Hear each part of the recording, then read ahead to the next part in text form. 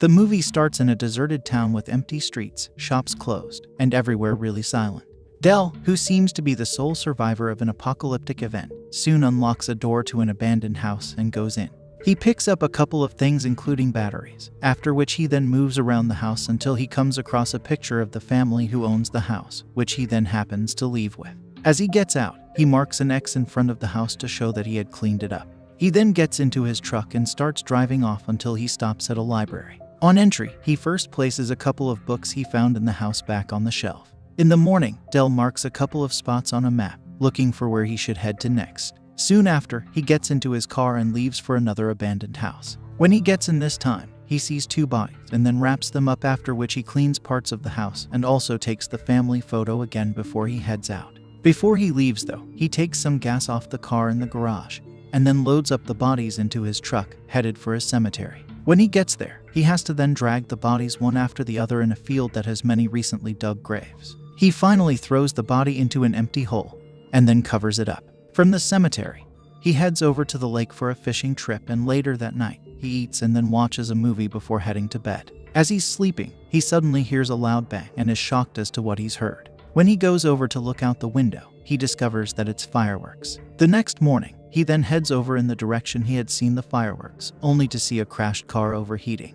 As he checks to see what's going on, he finds a lady passed out in the front seat, with a couple of things including a gun also among her possessions. A while later, the lady named Grace is on a bed with a bandage around her head. She wakes up surprised to see herself in the room and immediately tries to get out, but the door is locked. She then tries to call on whoever is around, and just then Dell responds, asking if there were any other people alive. She says there are none and asks for Dell to open the door, but he refuses to do it immediately, not sure about whether he wanted her to see him. Later on, he opens the door, and just as he is about to leave immediately, she comes out to see him. Dell, however, hurriedly leaves the house, but he's followed by Grace, who asks why she's not smelling anything. Dell says he's buried all the bodies, and then gives her keys to a car, telling her to leave as he walks away. Looking disappointed, Grace then tells him she wants to stay, questioning how he happened to be satisfied with being alone. However, Dell doesn't seem to care, wishing her good luck as he continues walking away as Grace looks on. As he's on a fishing trip later that day, Grace comes around and Dell doesn't exactly look happy to see her. She then tries to offer her help to him later on, but he just ignores. That night, she joins him at the library to eat, and there, she asks several questions, though he answers only a few, including that he used to work at the library and he had been sleeping when everyone died. Just then, as she continues to ask questions about whether he was lonely or not, he insinuates that he didn't like company even when people in the town were around. With that, she tells him she'll leave. Back outside, Grace gets into her car and suddenly yells, disappointed she had to leave. But before she can even start the car, Dell offers her to stay in what he called a trial period, and this draws a smile on her face. With that, Dell and Grace then continue going about their business until he sees her going to a different part of town. He follows her and then asks her what she's doing, and she says she only wanted to help bury the bodies and clean the house. But Dell says he would do that. When she gives a concerned look though, he agrees. He then tells her about taking batteries from gadgets in the house as well as also cleaning all the garbage in the house. He also then looks to get a book that the lady who lived in the house borrowed, and with Grace's help, he finds it. When he's done, they both head to the cemetery where he puts the body into the dug grave and immediately wants to cover it up. However, Grace looks surprised, asking if he wasn't going to say anything. She then insists for them to hold their breath for 10 seconds to pay their respect to the dead, and despite being reluctant at first, Dell joins her and they do it together. They then later go on to scavenge for things, after which Grace seems to be really enjoying herself while Dell drives them back to the library. When they're back, Dell seems to go out again, and in her search to check if he was in the library, Grace stumbles on all the laptops and then pictures of all the people in the town that Dell had stored, and before he can come back, she immediately puts it all back and leaves. She then heads out on a bicycle and eventually goes into an abandoned house where she finds a dog, much to her surprise. She then takes the dog back to the library, and even though he's not happy with it, Dell allows it. Grace then later joins Dell on his fishing trip, with Dell catching 2 fishes in the process, and then cooking it for them as a meal that night while they have an interesting conversation about a goldfish. The next day, Grace wakes up to look at the mirror and suddenly, she lifts her hair to show a red stitch mark on the back of her neck. Later on, while Grace is playing around as she's looking for the dog, she sees it eating the pages of a book, which she immediately tries to clean up.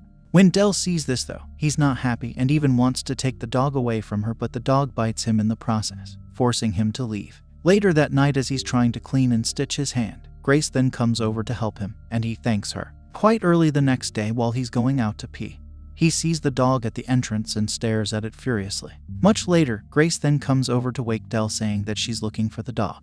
They then head out in search of it, and as Grace is talking about remembering that she tied the dog, Dell mentions that he let it out, and Grace doesn't quite understand this as she looks pissed. When they return to the library after searching for a while, Grace has a few drinks before she then confronts Dell with all the pictures he had been keeping, saying the people were only objects to him and he didn't have anyone for him while she did, showing how pissed she was while talking about how her father and mother died. Before she leaves, she throws all the pictures on Dell. The next day, Dell develops the courage to face Grace after the previous night and sees her things packed on a table, with a picture of her family in between a book. When she comes out, she's surprised to see Dell, and then he tells her he wanted to show her something. From there, he takes her to a greenhouse where there are plants around. He then tells her he'd need her help with clearing the other bodies if she wanted to help, looking sorry for what had happened earlier. The next day, they then get back to working together to clean up and then bury the bodies. Together, they also set up a solar panel to get power, after which they also get walkie-talkies to help them find each other. Later on, while she's preparing to head out, she picks her hair up but suddenly drops it back after seeing the red stitch mark again.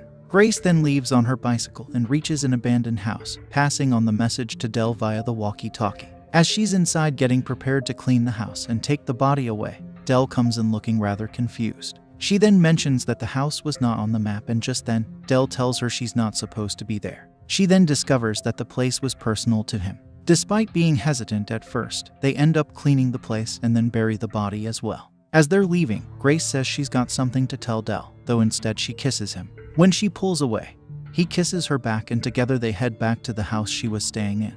The next morning, Dell wakes up but doesn't find Grace on the bed with him. The sound of laughter downstairs then prompts him to search for Grace's gun, and as he goes down, he sees Patrick and Violet, who claim to be Grace's parents, with Grace looking scared at the table. They ask him to join them at the table, after which they tell him that Grace had ran away from home, and they weren't the only ones alive, with thousands of other people around where they're from. Feeling betrayed, Dell can't help but stare at Grace, who is still looking anxious and uncomfortable by the presence of Patrick and Violet. Dell then storms out of the house, with Grace following him. Outside, she begs him not to leave, saying she was paired with them when she got to California, and that he doesn't understand what they're doing to her, but Dell doesn't want to hear any of it, driving off in the process. A while later, Violet goes to meet Grace, mentioning that she was worried for Grace and only wanted her to come back with her, telling her they had to be a real family. Elsewhere, Patrick meets with Dell, saying he wanted an audiobook for their journey. He then tries to convince Dell to come with them, saying they had a team of doctors working on new ways to harness the complexity of the human mind.